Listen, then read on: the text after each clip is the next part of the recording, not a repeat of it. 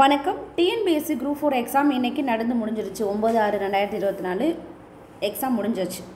Question paper நீங்கள் ஹாலுக்குள்ளே போயிருப்பீங்க, question paper பார்த்துருப்பீங்க. வாவ், எவ்வளோ ஈஸியாக இருக்குது அப்படின்னு நீங்கள் நினச்சிருப்பீங்க. ஆன்சரை நீங்கள் ஷேர் பண்ணும்போது தான் என்ன இந்த கொஸ்டின்ஸுக்கு இது ஆன்சரா அப்படிங்கிற மாதிரி உங்களுக்கு அந்த இடத்துல தான் கன்ஃபியூஷன் அப்படிங்கிறது ஸ்டார்ட் ஆகிருக்கு. அப்போ எல்லாருமே சொல்கிறாங்களே இந்த கொஸ்டின் ஈஸி, குரூப் 4 கொஸ்டின் வந்து ரொம்ப ஈஸின்னு சொல்கிறாங்களே, உண்மையிலேயே அந்த குரூப் 4 கொஸ்டின் ஈஸி அப்படின்னு கேட்டிங்கன்னா கண்டிப்பாக கிடையாது.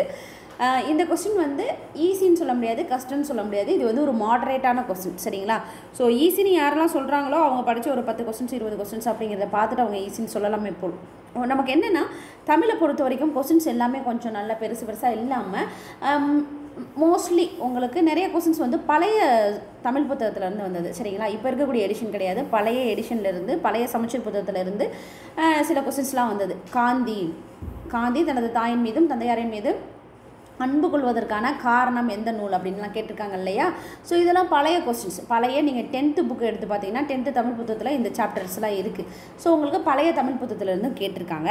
சில கொஸ்டின்ஸ் வந்து கொஞ்சம் ட்ரிக்கியாக பார்க்க ஈஸியாக இருக்கிற மாதிரி இருக்கும், ஆனால் நம்ம ஆன்சரை பார்த்தோம் அப்படின்னா ஏதோ ஒன்று தப்பாக இருக்கிற மாதிரி இருக்கும். ஸோ நம்ம மொத்தத்தில் தமிழை பார்த்தோம் அப்படின்னா இதில் ஒரு நீங்கள் 85 + 88+ எடுத்துட்டிங்கனாலே சூப்பர் அப்படின்னு நம்ம சொல்லலாம், சரிங்களா? அடுத்தது பார்த்திங்கன்னா ஜிஎஸ்.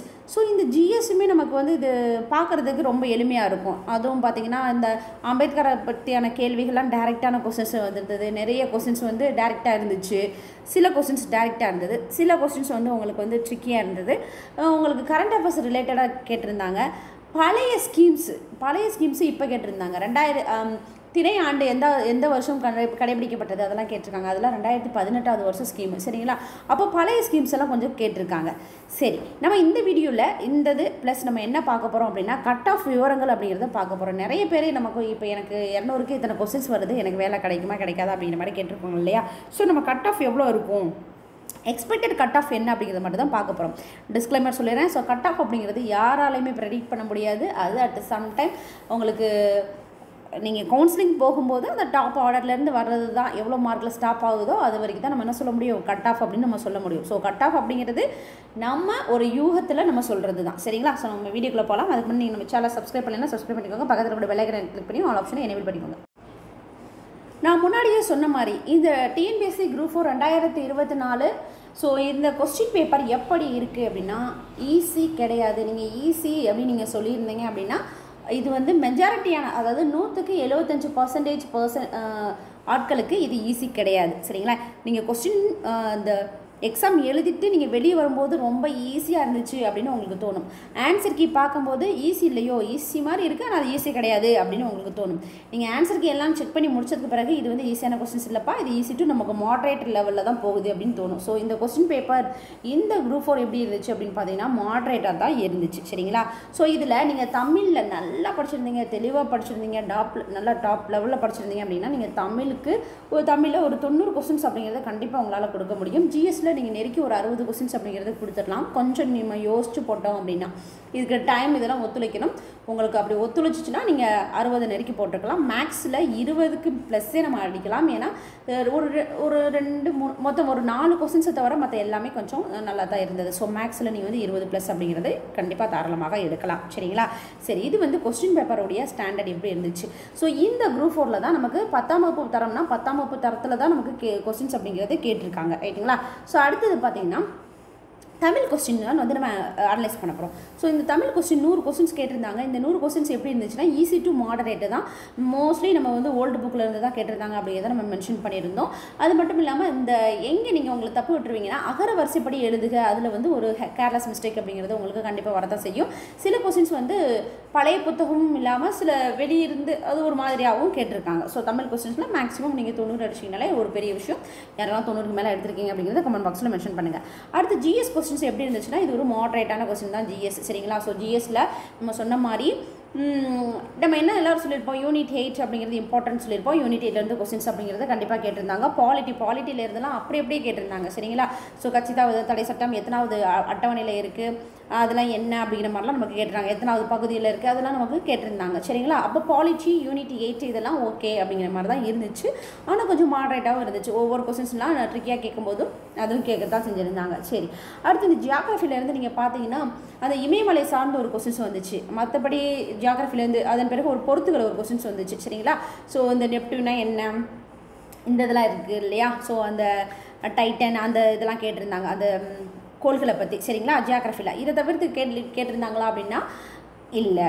அதே போல் எக்கனாமிக்ஸ். ஸோ எக்கனாமிக்ஸ்லையுமே நம்ம வந்து நேரடியாக நம்ம படித்த ஒரு பொறுத்துகளில் கேட்டிருந்தாங்க. சில 2-3 கேள்விகள். அதை தவிர நம்ம எதிர்பார்த்து நிறைய கேள்விகள் அப்படிங்கிறது எக்கனாமிக்ஸில் இல்லாமல் போச்சு. இது கொஞ்சம் ஏமாற்றம் தான். அடுத்தது பார்த்திங்கன்னா group four cut off details அப்படிங்கிறது நம்ம பார்க்க போகிறோம். ஸோ கட் ஆஃப் பார்க்குறதுக்கு முன்னாடி எப்போவுமே நம்ம அகைன் நான் சொல்கிறேன், இது ஒரு டிஸ்க்ளைமர். கட் ஆஃப் அப்படிங்கிறது நம்மளாம் ப்ரெடிக்ட் பண்ணுறது கிடையாது. நான் சொல்கிறதுனாலோ இல்லை மற்றவங்க சொல்கிறதுனாலையோ இதே மார்க்கில் தான் நமக்கு வேலைக்கு போவாங்களா அப்படின்னா கிடையாது. இதை விட மார்க் கூடினவங்களும் வேலைக்கு போகாமல் இருப்பாங்க, குறைஞ்ச மார்க் போகலாம் கூட செஞ்சுருப்பாங்க. சரிங்களா?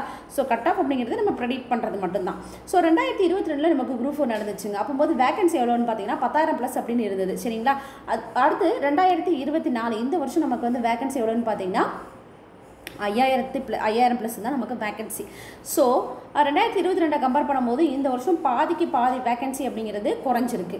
ஆனால் கொஸ்டின் பேப்பருடைய தரத்தை நீங்கள் பார்க்கணும். இது கொஸ்டின் பேப்பருடைய லெவல் எப்படி இருக்குது அப்படின்னு பார்த்தீங்கன்னா 2022 மாடரேட் தான், மாடரேட் டு டஃப் அப்படின்னு நம்ம சொல்லலாம். ஆனால் இந்த 2024 நமக்கு கொஸ்டின் பேப்பர் அப்படிங்கிறது வந்து ஈஸி டு மாடரேட். அது ஓகே, இது வந்து மாடரேட் அப்படின்னு நம்ம சொல்லலாம். சரிங்களா? அப்போது 2024 மாடரேட்டாக இருந்த கொஸ்டின்ஸுக்கே உங்களுக்கு கட் ஆஃப் அப்படிங்கிறது நிறைய போச்சு. இப்போ வந்து கொஸ்டின் பேப்பர் அப்படிங்கிறது ஓரளவு இதாக இருக்குது. இந்த வருஷம் எப்படி இருக்கும்? ஸோ இந்த வருஷம் நீங்கள் எடுத்துக்கிட்டிங்கன்னா ஓகேங்களா? ஸோ இந்த வருஷம் 2022 இந்த பக்கம் 2024 நமக்கு வேக்கன்சி போகும்போது 10,000 இருந்துச்சு. இப்போது 5,000 இருக்குது வேக்கன்சி அப்படிங்கிறது. இந்த வருஷம் நமக்கு குறைஞ்சிருக்கு. ஆனால் கொஸ்டின் பேப்பருடைய தரம் அப்படின்னு பார்த்தீங்கன்னா 2022 டிஃபிகல்ட்டாக இருந்தது. இப்போ கொஞ்சம் ஈஸியாக இருக்குது. ஈஸின்னு சொல்லக்கூடாது, இது ஒரு மாடரேட், ஈஸி டு மாடரேட் அந்த லெவலில் இருக்குது. அப்போது நமக்கு கட் ஆஃப் என்ன வரும்? சரி, நீங்கள் ஜேஏ விஓஓ ஜூனியர் அசிஸ்டன்ட் விஓஓ அதுக்கு வந்து எதிர்பார்த்துட்ருக்கீங்கன்னா நீங்கள் என்ன கட் ஆஃப் ரேஞ்சில் இருக்கலாம் அப்படின்னு ஒரு அசம்ஷன் மட்டும்தான். ஸோ நீங்கள் ஓசி கேட்டகரியாக இருந்தீங்க அப்படிங்கிற பட்சத்தில் நீங்கள் 175+. ஓகேங்களா? ஸோ ஜேஏ விஓஓ நான் டாப்பில் வரணும் அப்படின்னு நீங்கள் நினச்சிங்கன்னா 175+ அப்படிங்கிறது உங்களுக்கு கட் ஆஃபாக இருக்கலாம். சரிங்களா?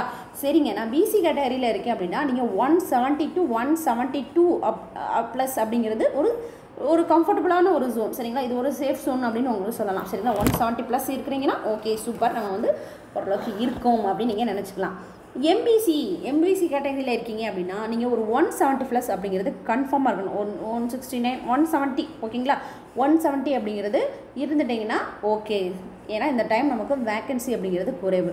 இதுலேயே ஜேஏ இருக்குது, விஓ இருக்குது, ஃபாரஸ்ட் கார்டு இருக்குது, ஃபாரஸ்ட் வாட்சர் இருக்குது, இதெல்லாம் இருக்குது. சரிங்களா? டீட்டெயிலானதை நான் உங்களுக்கு நாளைக்கு சொல்கிறேன். ஸோ இப்போதைக்கு நான் இந்த என்ன கட் ஆஃப் அப்படிங்கிறத மட்டும் இப்போ சொல்கிறேன். சரிங்களா? எம்பிசினா 170+ நீங்கள் இருக்கணும். ஸோ பிசிஎம் 165 to 168+ இருந்தீங்கனாலே ஓகே, உங்களுக்கு கிடைக்கிறதுக்கு அதிகப்படியான வாய்ப்புகள் அப்படிங்கிறது இருக்குது. எஸ்சி எஸ்டி எஸ்சிஏ கேட்டகரியில் 165+ இருக்கணும், அல்லது 163 to 165+. ஓகேங்களா? ஸோ இந்த ரேஞ்சில் இருந்தீங்கன்னா கண்டிப்பாக ஓகே, உங்களுக்கு கண்டிப்பாக என்ன கிடைக்கும்? வேலை கிடைக்கும் அப்படின்ற மாதிரி எதிர்பார்க்கலாம். சரிங்க, அடுத்ததாக நம்ம டைப்பிஸ்ட் இருப்பாங்க இல்லையா?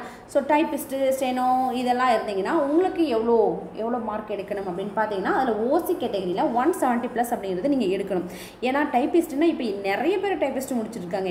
நிறைய பேர் முன்னாடியில் டைப்பிஸ்ட்லாம் ஓகே அப்படின்ற மாதிரி இருக்கும். இப்போ வந்து எல்லாருமே மோஸ்ட்லி எக்ஸாமில் ஒரு 20 லட்சம் இருக்கா உண்மையாக படிக்கிறாங்கன்னா அதில் கிட்டத்தட்ட கால்வாசி பேர் வந்து டைப்பிஸ்ட்டும் முடிச்சு வச்சுருக்காங்க. ஸோ டைப்பிஸ்ட்டுக்கு நமக்கு வந்து கட் ஆஃப் குறையும் அப்படின்லாம் நம்ம எதிர்பார்க்க முடியாது. டைப்பிஸ்ட்டுக்கும் நம்ம கட் ஆஃப் அப்படிங்கிறது அதிகமாக தான் இருக்கும். ஸோ ஓசினே நீங்கள் 170+ இருக்கணும். அதுவே நீங்கள் பிசி கேட்டகரி இருந்ததுன்னா 165 to 168 அப்படிங்கிறது ஒரு நல்ல ஸ்கோர். சரிங்களா? அதன் பிறகு எம்பிசி கேட்டகரியில் இருந்தீங்கன்னா நீங்களும் 165 to 167 அந்த ரேஞ்சுக்குள்ளே இருந்தீங்கன்னா சூப்பர் நல்ல ஸ்கோர். பிசிஎம் கேட்டகரினா 165 163 to 165 அப்படிங்கிறது ஒரு நல்ல ஸ்கோர். எஸ்சி எஸ்டி எஸ்சிஏ கேட்டகரியில் 160 to 165 அப்படிங்கிறது வந்து ஒரு நல்ல ஸ்கோர். ஸோ அந்த ஸ்கோருக்குள்ளே இருந்தீங்க அப்படிங்கக்கூடிய பட்சத்தில் நீங்கள் வந்து டைப்பிஸ்ட்டில் நீங்கள் எதிர்பார்க்கலாம் கண்டிப்பாக. சரிங்களா? ஸோ இதுதான் நம்ம பார்க்கக்கூடிய கட் ஆஃப். இந்த கட் ஆஃப் அப்படிங்கிறது நான் வந்து ஒரு நம்ம ப்ரெடிக்ஷன் தான், சும்மா நம்ம வந்து யூகிக்கிறது தான். ஸோ நாளைக்கு உங்களுக்கு வரக்கூடிய ஒரு கட் ஆஃப் வீடியோ வரும். அதில் உங்களுக்கு கம்யூனல் வைஸ் ப்ளஸ் உங்களுக்கு 5000+ வேக்கன்சியில் எல்லா இந்த 5000+ வேக்கன்சியில் இபிசிக்கோட எம்பிசிக்கோட எல்லாத்துக்குமே ஒரு டிஸ்ட்ரிபியூஷன் வந்து உங்களுக்கு ப்ராப்பராக இருந்து அடுத்து ஒரு இது வரும். ஸோ அதையும் நீங்கள் பாருங்கள். நன்றி.